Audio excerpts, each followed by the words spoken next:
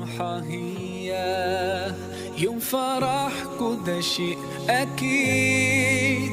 ذكريات الليلة دي حضرة مش ممكن تغيب.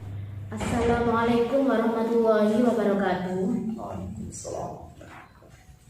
Assalatu wassalamu ala rasulillah wa ala alihi wa ashabihi wa man tabi'ahum bi ihsan, amma ba'd. Selamat pagi anak-anak kelas 12 SMA Muhammadiyah 3 Tulangan. Alhamdulillah, pada tahun ini kita masih diberi kesempatan untuk bertemu dengan bulan Ramadan lagi. Seperti tahun-tahun sebelumnya, kegiatan rutin di bulan Ramadan di SMA Muhammadiyah 3 Tulangan yaitu mengadakan Baitul Arqam atau bisa disebut dengan Pondok Ramadan ya. Meskipun tahun ini masih keadaan pandemi, kami tetap melaksanakan Baitul Arqam secara daring. Baiklah, hari ini kita akan membahas tentang Gharibul Quran. Sekarang kita sudah bersama narasumber kita, yaitu Ustadz Sahlan. Insya Allah sudah profesional ya dalam bidang ini, yang akan membahas tentang apa itu Gharibul Quran dan macam-macam dari Gharibul Quran. Assalamualaikum Ustadz. Waalaikumsalam warahmatullahi wabarakatuh. Kaifa halukum? Alhamdulillah khair Ustadz. Oh ya Ustadz, pada hari ini kita akan membahas Gharibul Quran. Di antaranya yaitu Sapa, kemudian Imala, Ismam, Tasbih, dan Nakal. Jadi mulai dari Gharibul Quran sendiri Ustadz ya. Jadi mohon dijelaskan jadi apa itu gharib, baik pengertian secara bahasa ataupun istilah. Ya. Baik, bismillahirrahmanirrahim. Assalamualaikum warahmatullahi wabarakatuh. Anak-anakku yang dicintai oleh Allah Subhanahu wa taala, alhamdulillahillazi an'ama 'alaina bi ni'matil iman wal islam. Asyhadu an la ilaha illallah wahdahu la syarika lah wa asyhadu anna Muhammadan abduhu wa rasuluh. Allahumma shalli wa sallim wa barik ala Muhammad wa ala alihi wa ashabihi ajmain, amma ba'd. Qala Allah ta'ala fil Qur'anil Karim, a'udzu billahi minasyaitonir rajim wa rattil Qur'ana tartila.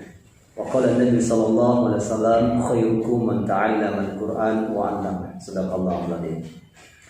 Anak-anakku kelas 12 yang dicintai oleh Allah Subhanahu wa taala, alhamdulillah kita sebentar lagi kita akan memasuki bulan suci Ramadan, bulan yang agung, di mana setiap bacaan kita terutama Al-Quran, setiap langkah kita, bahkan tidur kita pun akan bernilai ibadah. Apalagi kalau kita melakukan salah satu kewajiban kita sebagai umat Islam, yaitu sholat lima waktu, puasa Senin Kamis atau puasa yang wajib, puasa Ramadan 1 bulan penuh. Apalagi kita menghidupkan malam-malam itu dengan penuh qiraatul Quran, yaitu dengan membaca kitab Al-Quran. Seorang Perdana Menteri Margaret Thatcher, Menteri Perdana Amerika, pernah mengatakan sebuah kata-kata bijaknya dalam mukadimah pidatonya dulu. Beliau mengatakan, what your tongues for the become words, what your words for the become accent, what your accent for the become habits, what your habits for the become character, what your character for the become destiny, in other one. Perhatikan apa yang kita pikirkan, karena itu akan menjadi sebuah kata-kata, dan perhatikan kata-kata kita karena itu akan menjadi sebuah tindakan, dan perhatikan sebuah tindakan kita itu karena itu akan menjadi habis atau kebiasaan, dan perhatikan kebiasaan kita karena itu akan menjadi sebuah karakter, dan perhatikan karakter kita karena itu akan menjadi sebuah langkah kita ke depan. Artinya apa? Kebiasaan-kebiasaan yang baik seperti membaca Al-Quran ini adalah sebuah kebiasaan yang baik. Maka ketika kita melakukan sebuah kebaikan itu, maka akan menghasilkan sebuah kebaikan pula. Dan sebaliknya, ketika kita melakukan keburukan itu, maka akan menghasilkan keburukan. Nah, anak-anakku, mumpung umur masih muda dan waktu yang sangat emas ini, apalagi waktu masa muda itu ya, sangat dipertanyakan lagi. Karena sebagaimana yang dikatakan di sebuah hadis, tidak akan bergeser kaki seorang hamba sebelum ditanyakan 5 perkara. Dalam hadis yang lain ada yang mengatakan 4 perkara, dan dalam hadis yang lain, riwayat yang lain ulang, ada yang mengatakan 5 perkara. Yang pertama tentang umurnya, untuk apa kita gunakan. Yang pertama. Yang kedua tentang harta, untuk apa kita gunakan, tentang ilmu, untuk apa kita amalkan, dan tentang jasad dan tubuhnya kita ini untuk apa kita gunakan. Itu dalam riwayat yang pertama. Riwayat yang kedua tentang waktu muda kita ini gunakan untuk apa? Yang 4 dan 5. Iya, 4 dan 5. Apakah kita menggunakan umur masa muda ini dengan foya-foya mungkin, atau tidak menggunakan dengan waktu yang baik. Baik, anak-anakku yang dicintai oleh Allah Subhanahu wa taala, pelajaran kali ini kita itu membahas tentang yang namanya gorib. Gorib itu apa sih? Nah, gorib artinya istilahnya itu kalau di dalam surat At-Duha itu saja, Wadduha itu dibaca menjadi wadduhe, ya, walaili.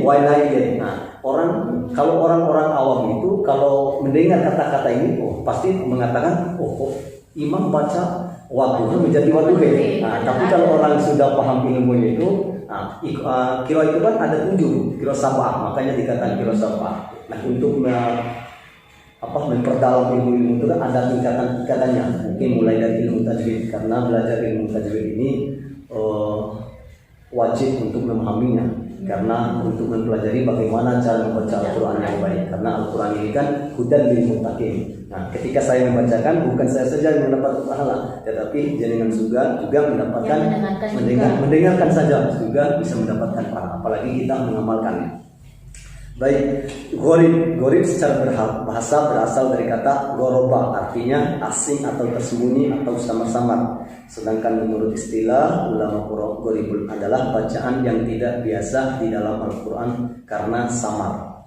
Baik, yang pertama yaitu kalimat syakta. Ya, sakta artinya berhenti sejenak, sekedar 2 harkat atau tanpa bernafas. Nah, contoh di dalam Al-Quran surat Al-Kahfi ayat pertama itu yang sering kita baca tiap-tiap malam Jumat. A'udzu billahi minasy syaithanir rajim. Alhamdulillahilladzi anzala 'ala abdihi al-kitab wa lam yaj'al lahu iwaja qayyiman liyunzira ba'san shadidan min ladunhu wa yubashshiral mu'minin alladhina ya'maluna as-salihati anna lahum ajran hasanah. Ajran hasanah itu kan kalau kembali kita belajar kemarin itu saja, itu namanya matiwa.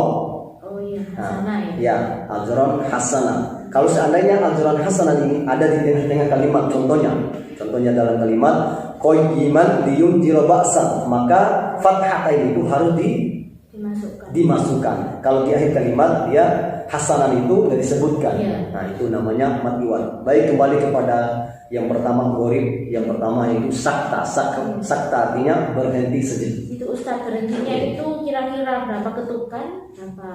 Bisa minimal 1 ketukan. Ya, jangan lama-lama juga nanti, karena pengertian dari sakta itu kan berhenti sejenak. Ya. Itu contoh yang pertama di dalam Al-Quran surat Al-Kahfi ayat 1. Yang kedua di dalam surat Yasin.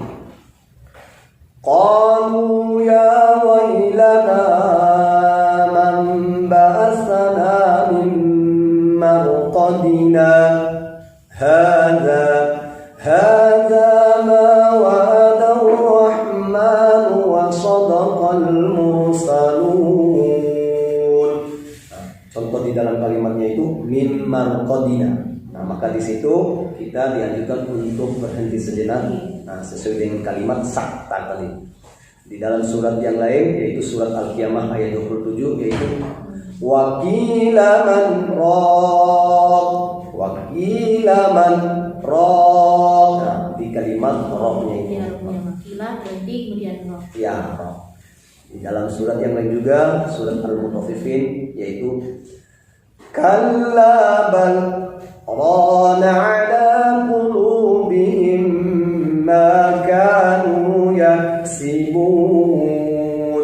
kalimat rana, kalla bal rana ala qulubihim. Nah, itu kalimat yang pertama tanda sakta, yaitu berhenti sejenak. Yang kedua imalah.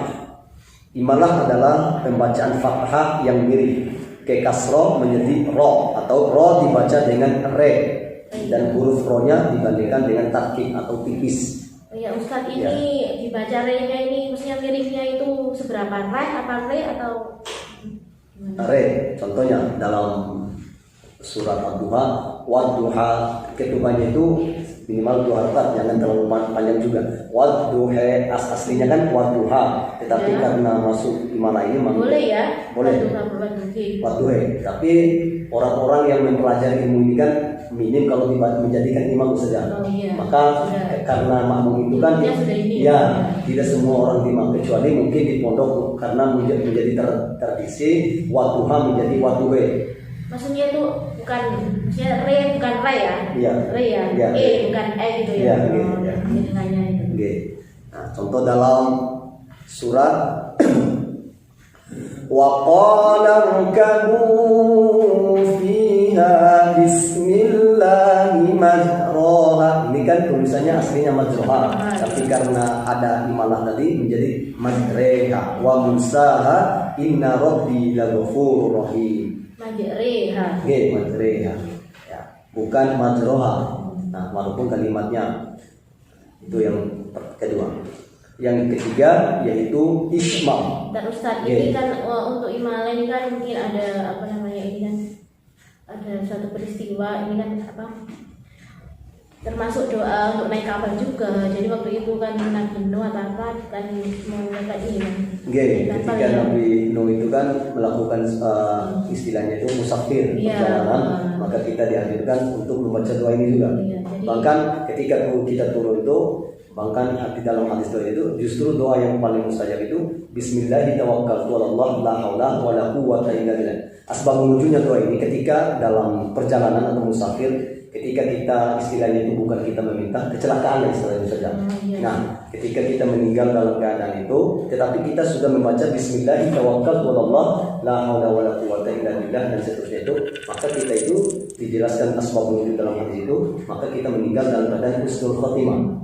Kalaupun memang terjadi maksudnya kecelakaan. Ya, kecelakaan. Nah, selain kita membaca doa tadi, dan doa ini juga dibacakan oleh Nabi Nuh ketika perjalanan atau musafir. Yang naik kapal itu. Naik kapal itu, karena kisahnya itu kan sangat luar biasa sekali dari dalam surat ini. Yang ketiga yaitu ismam. Ismam yaitu menampakkan dhammah yang terbuang dengan isyarat bibir. Ismam terdapat pada surat Yusuf ayat 11. Ini untuk apa kan asal ini kan, nah, kemudian ada asal usulnya itu ya, menjelaskan bacaannya. Yang mana? Latak online kan. Oh iya. Qalu ya abana ma laka la ta'manna ala Yusuf wa inna lahu lanashirun. Aslinya kan la ta'manuna. Tetapi lafadznya la ta'manna, cara bacanya la ta'manna, karena di situ kan di huruf nun itu kan ada dhamma atau tasydid. Ya. Terus maksudnya itu bibirnya aja loh Ustaz. Ya, harus lata. Menjujur istilahnya. Ya, menjujur gitu ya. La ta'manna. La ta'manna. Ya, oke. Terus yang keempat yaitu tashhid. Tashhid artinya membaca hamzah kedua dengan samar-samar antara hamzah dan alif. Adapun hamzah pertama dibaca jelas. Tashhid terdapat pada surat Fussilat. Mungkin a'jamiyun. Nah, contohnya. A'jamiyun. Ya, aslinya kan a'jamiyun. A'jamiyun gitu ya. Tapi hamzah ini ya. Hamzah itu kan dua hamzah. Ya, tapi karena tashhid artinya yang membaca kedua dengan sama-sama hamzah dan alif. A'jamiu menjadi a'jamiu, bukan a'jamiu. Iya, bukan a'jamiu. Iya. A'jamiu. Iya, a'jamiu, bukan ain juga. Kalau yang pertama hamzah dan alif, kalau yang kedua ain. Jadi a'jamiyun. Jadi satu gitu Ustaz. Ya, jadi satu. Itu kan dua alif. Menjadi satu alif. Ya, karena tashil itu membaca kedua antara hamzah dengan alif. Ya, contohnya walau ja'alnahu qur'anan a'jamiyya laqalu laula fussilat ayatuhu a'jamiyyun. Nah, itu kan ayatuhu aslinya kan zamiyun. Tapi karena di situ tashil artinya menjadi dua alif itu menjadi satu. Ya, zamiyun. Baik, yang terakhir atau yang kelima naqal. Naqlun. Naq adalah memindahkan harokat hamzah pada huruf sebelumnya. Naqal terdapat pada surat Al-Hujurat ayat 11. Ya ayyuhalladzina amanu la yaskhar qaumun min qaumin asa an yakunu khairan minhum wala nisa'un min nisa'in asa an yakunna khairan minhunna ولا تلمزوا أنفسكم ولا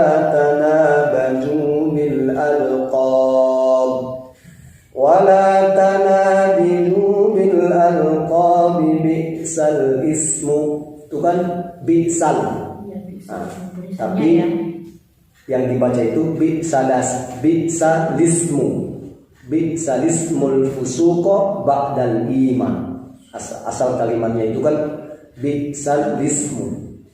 Nah, dibaca bi'salismu. Ya, bi'salismu. Asal kalau di kalimatnya itu kan bi'sal ismu. Nah, tetapi ada li-nya di situ menjadi bi'salismu.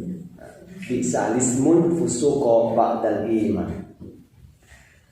Baik, itu mungkin pelajaran tentang gharib. Yang pertama yaitu syatta, yang kedua imalah, yang ketiga ismam, yang keempat tasydid, yang kelima yaitu nakal. Oh ya Ustaz, ini kan sudah barangkali ada tips-tips untuk cara belajar Al-Quran cepat gitu, biar mudah. Biasanya kan memang masih kita sudah menjadi belajar Al-Quran, tapi kan ada beberapa memang seperti kadang anak-anak itu sudah SMA tapi ngajinya itu masih kurang-kurang, kemudian masih mungkin masa kecilnya kan kurang belajarnya ya, di SMA-nya itu kan masih salah-salah gitu ya. Bagaimana maksudnya tips-tips agar mereka itu bisa mudah cepat cara membaca Al-Quran gitu. Baik. Jangan usianya kan sudah ini gitu ya. Mungkin yang masuk di sekolah Asma Muga ini kan mungkin ada yang dari umum langsung masuk sini, macam-macam. Nggak semua kan langsung dari pondok saja ya. Maka mempelajari Al-Quran ini, ketika kita nilai ilmu umumnya itu mungkin 90%, tetapi tidak semua orang tua itu merasa khawatir, merasa prihatin ketika anak ini nilai Al-Quran tidak bisa Al-Quran. Lebih mengutamakan ketika nilai bahasa Inggrisnya itu di bawah atau bahasa Indonesianya itu di bawah ketimbang nilai Al-Qurannya. Nah, padahal ilmu Al-Quran ini kan sangat penting sekali. Bahkan sebelum ada ilmu bahasa Indo, ilmu PPKN, ilmu bahasa Inggris, Al-Quran ini sudah ada duluan. Saking pentingnya Al-Quran ini.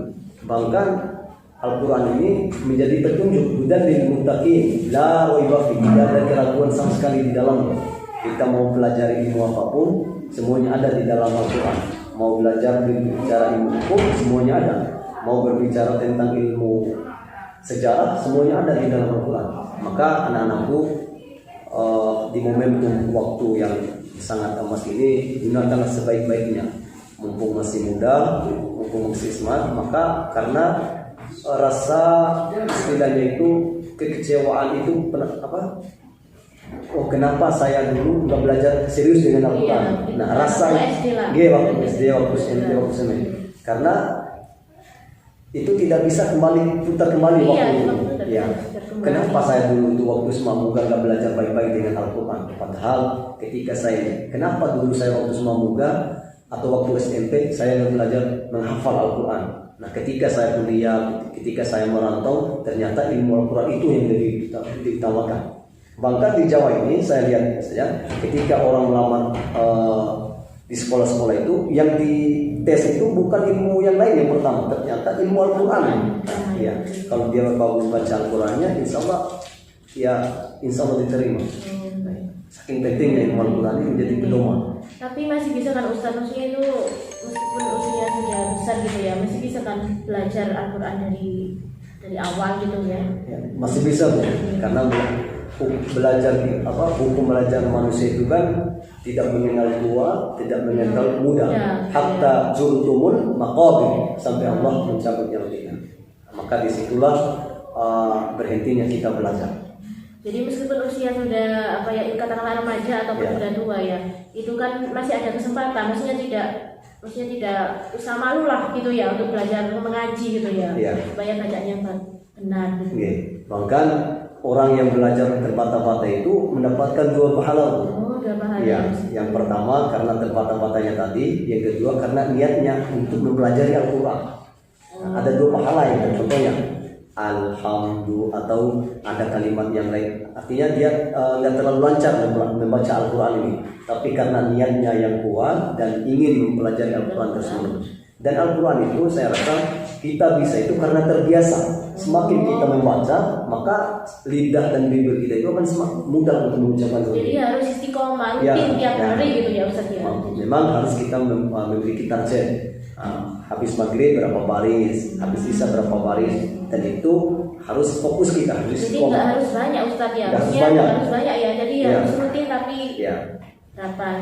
Makanya ada komunitas-komunitas itu, selain kita itu kita harus mengikuti komunitas. Contoh ikut teman-teman mungkin one day one choose, atau 1 halaman 1 hari. Awal-awalnya mungkin berat mungkin, tapi kalau sudah istiqomah itu sudah terbiasa itu rasanya itu kok kalau nggak baca Al-Quran 1 hari itu ibaratkan nggak enak rasanya, ibaratkan belum makan istilahnya.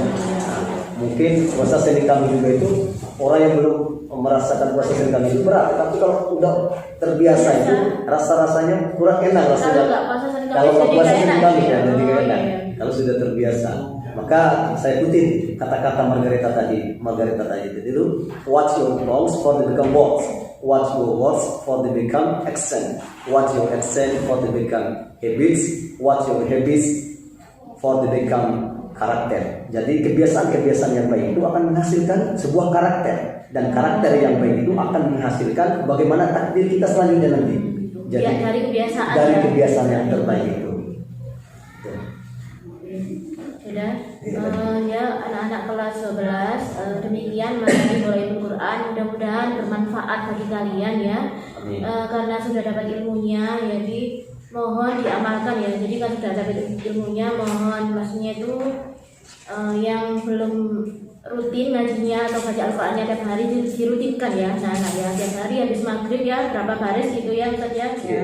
Dan ilmu-ilmu tadi yang kemarin sudah didapatkan mohon diamalkan juga. Maksudnya tidak kan sudah dapat ilmu, jadi dalam membaca Al-Quran juga diamalkan. Oh ini bacaannya begini berarti harus begini kan gitu Ustaz ya. Demikian mudah-mudahan materi ini bermanfaat bagi kita semua. Saya akhiri. Wassalamualaikum warahmatullahi wabarakatuh. Waalaikumsalam.